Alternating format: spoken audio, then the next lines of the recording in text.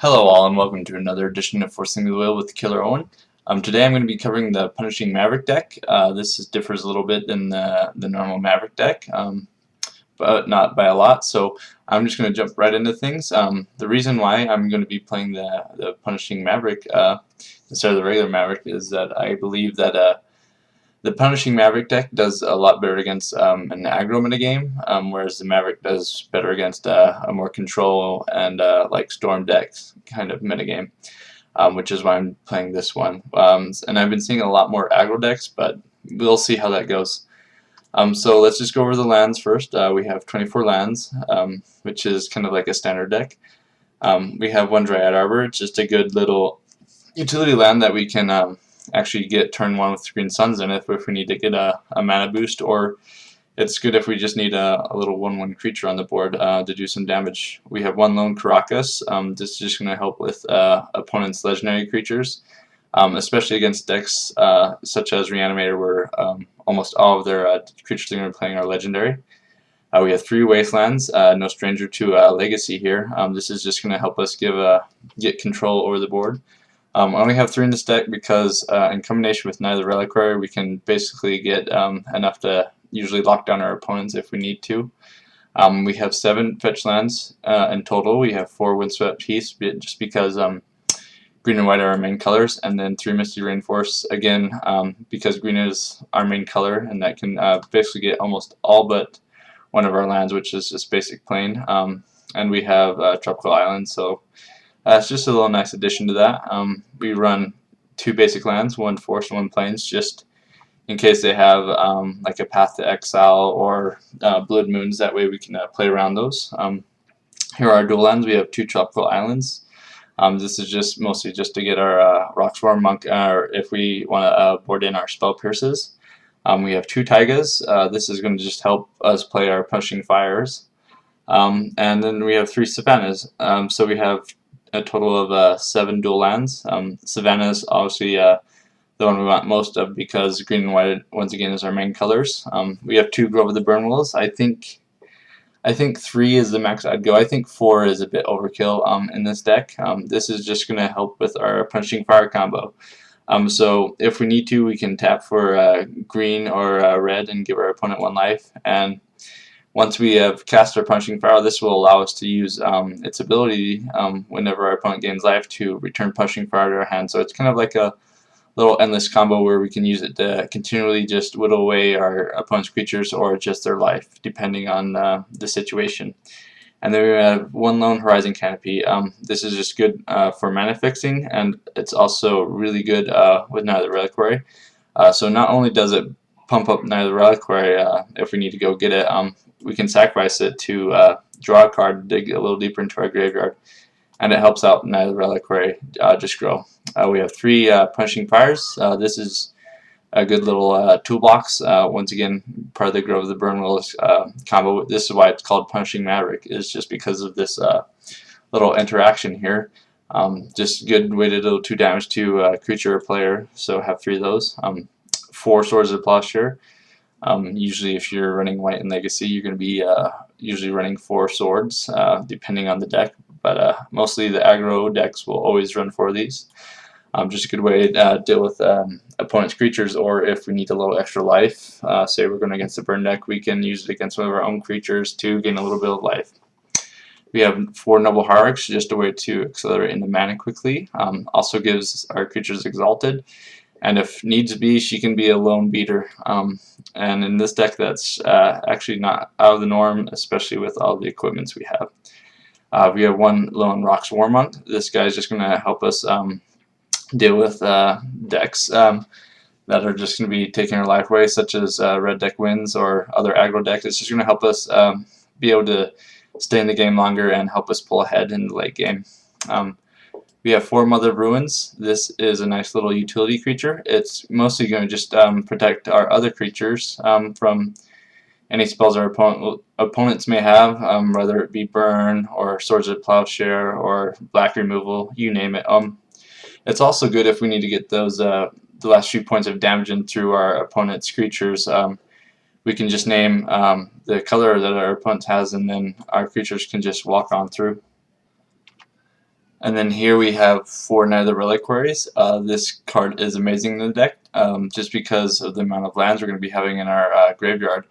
They usually get really big, and they allow us to tutor up any lands we need, and they let us finish off our Grove of the Burn Willows and Punishing Fire combo.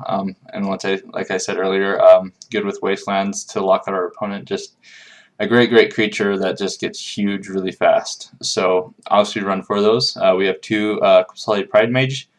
Just going to help with the Exalted, give our creatures a boost whenever they attack alone, and it's going to allow us to get rid of any pesky artifacts or enchantments that our opponents may have.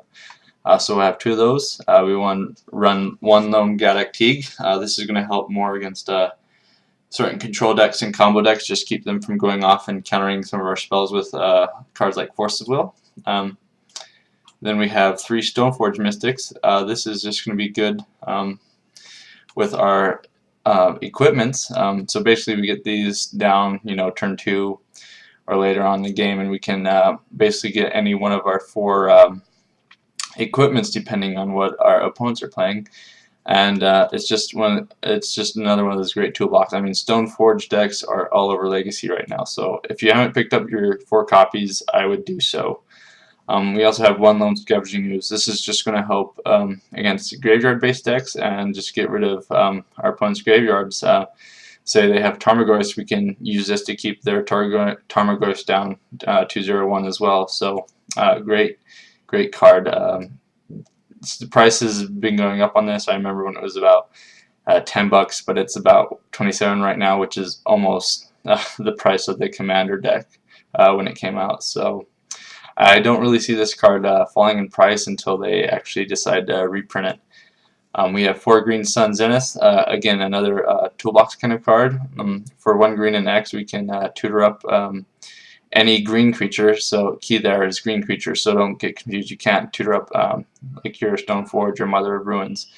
But it allows us just to get any number of our green creatures depending on the situation we're in and what we think is best. So great cards, so we're obviously running 4 of those. And here are our equipment cards. We have 1 Jeté, legendary, so no need to run more than 1. But this is great against other creature decks, or if we just need to get a little bit more life, say we're facing a red deck wins, it's great against that. But mostly those 2 decks are the best for it. We have 1 Sword of Feast of Famine. This is usually the first equipment I'll get, depending on what deck we're playing against. Just because not only does it buff our creatures up and give them protection from black and green, it also makes our opponent discard a card, and it untaps all of our lands, which can help us just lay down our whole hand and just keep our opponent out of the game. Sword of Light and Shadow, this is the one I use second the most. It's just really great with the pro black and pro white, just because the format has so much white removal, excuse me, that this card just is really powerful. And it also allows us to gain life. So, I mean, it helps us pull ahead of aggro decks and red deck wins, and it will allow us to return a creature from our graveyard to the hand. So, it's really great. And then we have Bash Skull. Bash Skull is just great. Gives us basically a 4/4 germ with Vigilant and Lifelink. It's just going to help us pull ahead and give us an extra attacker and blocker. Also, if we're mana hosed and say we only have 2 mana and we have Stoneforge, we can still use our Stoneforge, get Bash Skull into play, and have it already equipped to a creature. So it's also good in that regard. And then we have 1 Lone Elspeth Knight Errant. This Planeswalker is just crazy. We can put soldier tokens in if we're going against aggro decks, just to help fend them off or just overwhelm them. Also, another great option is the +3/+3 flying on our creature if we need to go over any of our opponent's flying creatures or get that last point of damage in. And of course her ultimate, which rarely sees play in Legacy, but it does happen from time to time, which makes everything of yours basically indestructible. So that is the Punishing Maverick deck. I'm going to take a quick look at the sideboard. We have a little Enlightened Tutor toolbox. So Enlightened Tutor will basically allow us to tutor up any enchantment or artifact that we need. We have Stony Silence here. Just good against the artifacts decks. It's a cheaper version of Null Rod. I mean, we could run that, but I mean, we're running white already, so Stony Silence isn't a bad pick, and it's a lot cheaper than Null Rod, so it's probably better for a lot of people. We have one at Aethersworn Canonist. This is going to be good against combo decks, so we'll board that in mainly just against them. We have two Tormod's Crypts. This is going to be just Graveyard Hate against the Dredge decks and Reanimator decks. Grafdigger's Cage. This is also good against the Dredge decks. It's even good against combo decks with Past in Flames and Doomsday, just all sorts of different ones. So, and then last of all, we have Crucible Worlds. This is just going to be mostly the lockdown, more of the control decks like Landstill decks. We can get Crucible Worlds, and with Wasteland, it's usually game over if all they have is non-basic lands. We have two Spell Pierce. We'll bring this in against certain control decks if they're really heavy on counter spells, or we'll bring this in against certain combo decks just to keep them from going off in the early game. We have one Maze of Ith. This is just going to be good against other aggro decks, Reanimator decks, any decks that are going to have creatures that you can't really just deal with on your own, or if you just need a little extra help to just overtake your opponent, board this in. One Bojuka Bog. This is going to help just against the graveyard decks, like I said. So we're packing a lot of Graveyard Hate, since that is a very common theme in Legacy. Also, combos great with the Knight of the Reliquary, which is why we only have one. We have one Sylvan Library.